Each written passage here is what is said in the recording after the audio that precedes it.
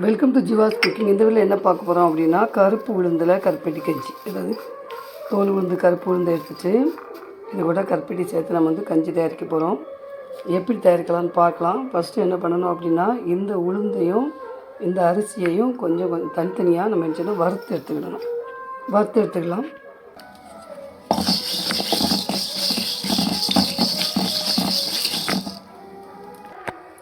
அதையே உளுந்து வறுத்து எடுத்துட்டோம். அடுத்து பச்சரிசியை வச்சுக்கலாம்.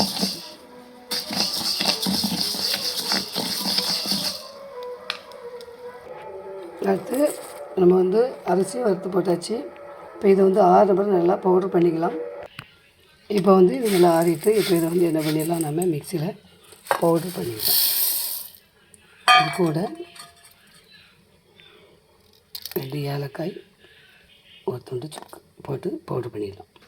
இப்போ பவுட்ரு பண்ணியாச்சு. இந்த பவுடரை நம்ம என்ன பண்ணலான்னா, கொஞ்சம் தண்ணி விட்டு நல்லா கரைச்சி எடுத்துக்கலாம். பாருங்கள், இந்த மாதிரி என்ன பண்ணணும், கரைச்சி எடுத்துக்கிட்டு அடுப்பில் ஒரு பாத்திரம் எடுத்துகிட்டு இதில் கருப்பட்டியை போட்டு பாகு காய்க்கணும். கருப்பட்டியை நல்லா தண்ணி விட்டு பாகு காய்ச்சிட்டு இதில் கொதிக்கும்போது நம்ம என்ன பண்ணணும் அப்படின்னா, இந்த கரைசலை அப்படியே எடுத்து உள்ளே ஊற்றிடணும்.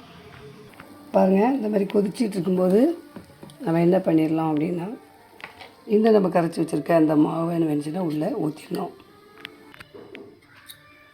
பாருங்கள், இப்போ நல்லா கொதித்து வேகட்டும்.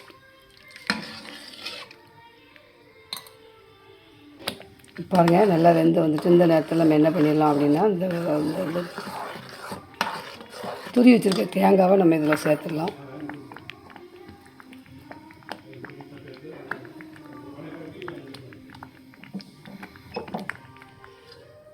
பாருங்கள்,